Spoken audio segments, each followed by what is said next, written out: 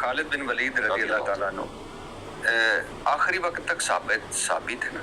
کچھ صحابیت سے نکالا تو نہیں گیا؟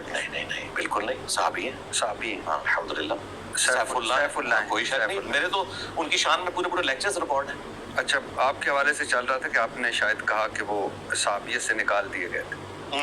نہیں، کوئی کسی نہیں، وہ اس طرح نہیں بات ہوئی تھی، وہ ایسے ہوا تھا کہ جو صحابہ کرام فتح مکہ سے پہلے مسلمان ہوئے اور بعد میں وہ برابر نہیں، صلح حدیبیہ سے پہلے جو مسلمان ہوئے اور جو بعد میں وہ برابر نہیں۔ صلح حدیبیہ کے بعد مسلمانوں کا گراف گیا تھا اوپر۔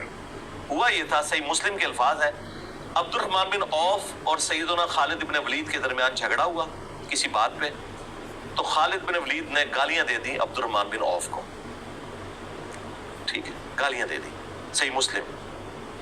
اچھا، تو نبی الاسلام کو شکایت کی خالد بن ولید، صحیح مسلم میں ہے، جی صحیح مسلم ہے، صحیح مسلم کے اندر یہ حدیث موجود ہے، صحابہ کرام کے فضائل کے چیپٹر میں، سعد ابن ابی وقاص کے فضائل کے چیپٹر میں، اور یہ عبد الرحمن بن عوف کے فضائل کے بخاری میں نہیں، بخاری میں بھی اس کا کچھ حصہ موجود ہے، یہ گالیاں والا، جی اس میں آدھا حصہ ہے، وہ میں آپ کو پوری حدیث بتا رہا ہوں، جس طرح کچھ چیز بخاری میں آتی ہے، باقی مسلم میں، کچھ حصہ قرآن میں ہوتا ہے، باقی بخاری میں، یہ پورا بخاری مسلم کے حوالے کے بعد تو پھر گنجائش نہیں رہتی ہے، اہل سنت تو ظاہر ہے ان بنیادی کتابوں کو مانتے ہیں قرآن کے بعد۔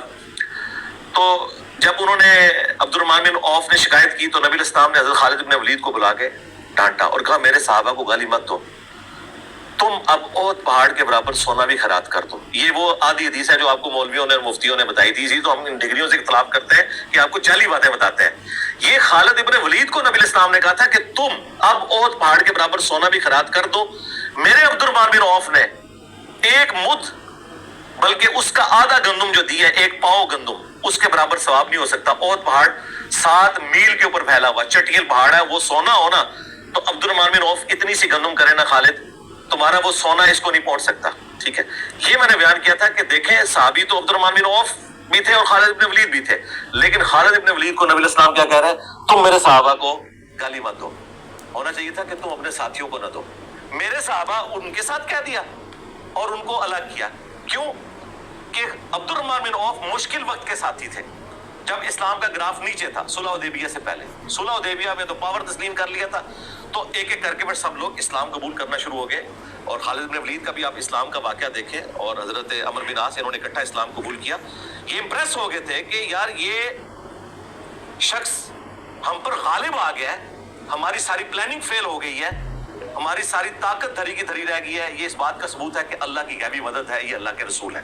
اس چیز کی وجہ سے امپریس ہوئے تھے، لیکن کبھی وہ ان کا درجہ حاصل نہیں کر سکتے۔